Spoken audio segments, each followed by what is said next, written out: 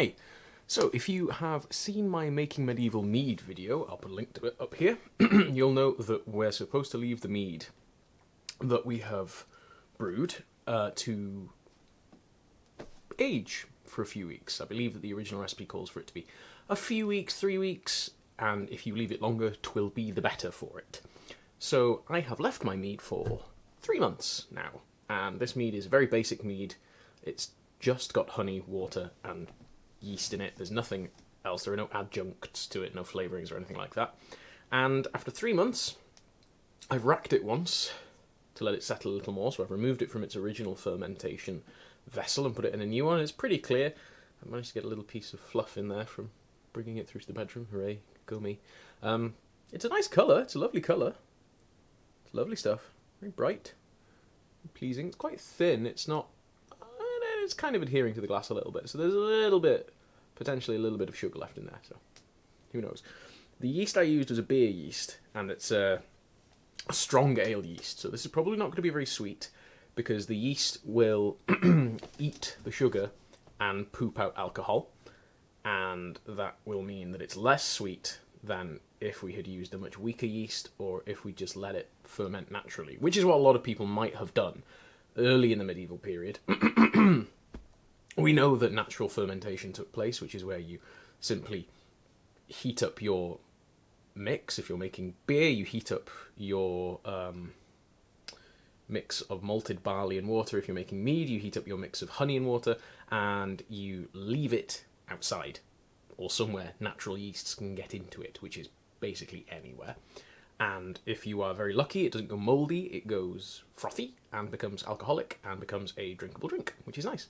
And if you are unlucky, it goes mouldy and you have to chuck it all in the bin. But we have used a beer yeast bred specifically to do this, which means that this will almost certainly be stronger. And I know it's strong, it's 14%.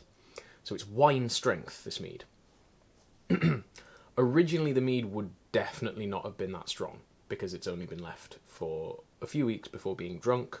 It's almost certainly using a less refined yeast. So this yeast has had 500-600 years of refining and development and selective breeding and, you know, that kind of junk. I'm not a geneticist, don't look at me. Don't come at me in the comments, I don't know. But this is bred specifically for the purpose. It doesn't have anything else in it but yeast. So we have made quite a strong mead, and if I wanted to be a little more authentic, I would obviously have used a yeast. I'd identified the strain perfectly, or had it cloned from a yeast that was present back in the day, but what I did was make a very weak mixture of yeast starter, so hopefully it's not too much stronger than we would have been able to get, but it is strong. It's 14%. Yeah, it smells boozy. It doesn't smell of yeast, which is nice. It's actually got like a winey smell to it, like the smell of wine, where you get the alcoholic fumes go up into your nose and you get that kind of, yes, a fine nose. So yeah, it does smell like booze. It smells like wine. It's kind of weird, because it looks like whiskey, but it smells like wine. There's a very slight honey smell to it still. Very, very, very subtle. But there's still a little bit of honey. It might have been different if I'd used a wild honey or a more artisanal honey, but I just used Co-op's best. That's all I used, because it is cheap. And have you seen the price of artisanal honey? It's like £5 a jar, like a 500-gram pound jar. No, I'm not spending like 20 quid on honey just to make a glass of mead. So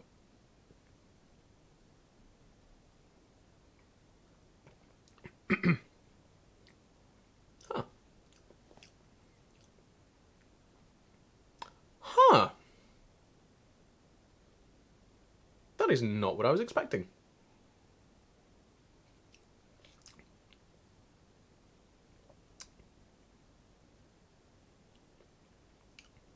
That is really not what I was expecting at all. So,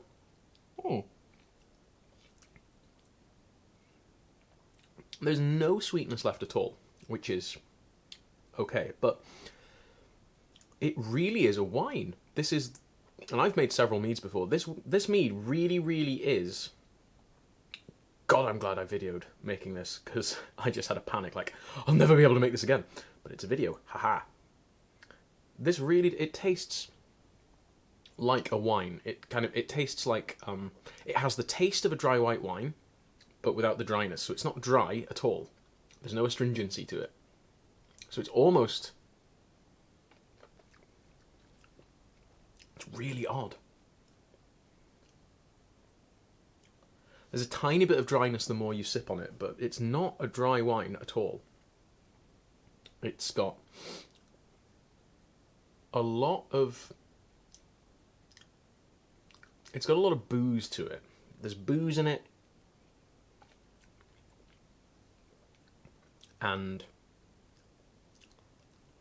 that's about it. It's literally got booze, and it's not watery, but it has the texture. This sounds so poncy, but it has the texture of water rather than the texture of wine. So like a dry white wine gives you that kind of, and a red wine has a slightly different feel to it. But like my tongue and my mouth feel like I've just drunk water, but with alcohol in it. So it's almost like if you really, really, really water down a whiskey, like a strong barrel strength whiskey, a cask strength whiskey, and you've got the burn of the alcohol, but very little of the like feel of the whiskey. That's really weird. That's never happened before.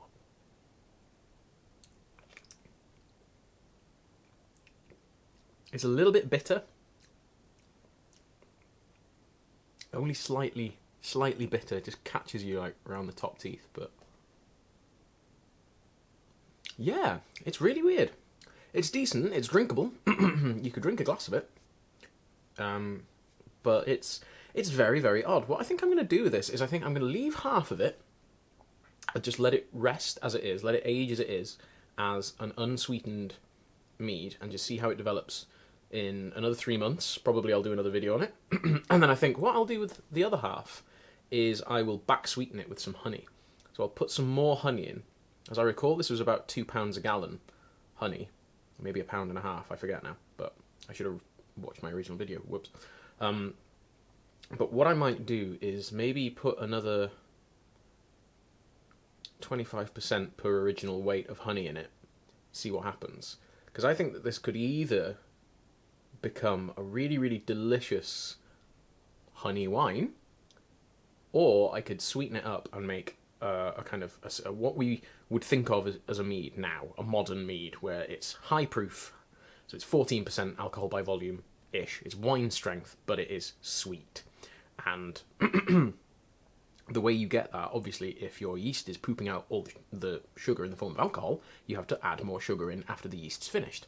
And the yeast should have well finished by now, so I think what I'll do is take half of that, put a bit of honey in, and see if it becomes closer to what we would see as a modern mead.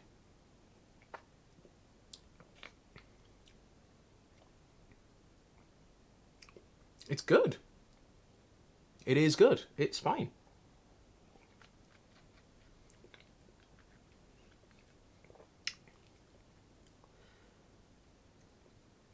As you go down it, there's more of the honey comes out, like a little bit more of the honey flavour, but not the sweetness of it. Like, there's no sweetness to it, but there's kind of the other flavours of the honey that aren't just sugar. It's still quite warming as well, not just from the alcohol, but the warmth of the honey. That's really good. Okay, yeah. So I recommend this. I recommend this as a recipe. As a recipe. If you're making a mead, follow this recipe. Sesame Street mead is what I will call it. I will call it my Sesame Street mead. So if this is your first kind of attempt at making a medieval mead, this one seems to be a goer. It will get strong, and it will be a nice colour. It will be a lovely golden honey colour. And if you decide to sweeten it afterwards, then I think you'll get, after a year, or 6 months even, possibly, a nice drinkable sweet mead if you put a bit more honey in it. So I'll probably say, how much have I got? I've got half a gallon, so that's 4 pints. So if I was using, what, £1.50 of honey a gallon? Halve that again. So if I use just under half a pound of honey, half a jar of honey for half of this. That sounds about right. That'll do it, I'm sure. Maybe I'll do a couple of sweetened versions. But yeah, medieval mead. Great success. Well, I hope you enjoyed this. I hope this was a fun... I hope it was fun watching me sip on some mead, as fun as it was for me to be sipping on the mead.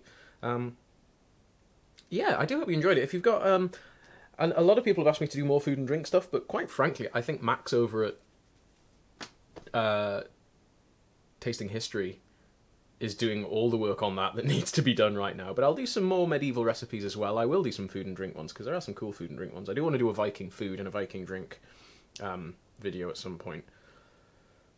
So yeah, if there's any more recipes you'd like to see me doing, please let me know in the comments. If you have a fun mead recipe or a fun medieval recipe that you recommend, feel free to fling it at us in the community tab. I might do a little food and drink post. Let's do that. And yeah, feel free to like, subscribe, donate to the coffee fund if you'd like to. It all goes towards buying honey and new light bulbs for the lighting rig and that kind of thing. So thank you ever so much for being here. Thank you for supporting. Hello to all my new subscribers. It's wonderful to see you all trundling up and clicking the subscribe button. Is lovely. So yeah, Wyl chi tro nesa. See you next time. Hwyl am y tro. Bye for now.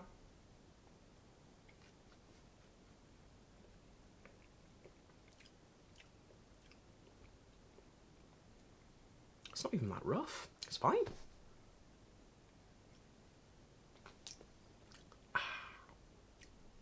It's wine. Fine wine. Finest wines known to man. I want them here. Now.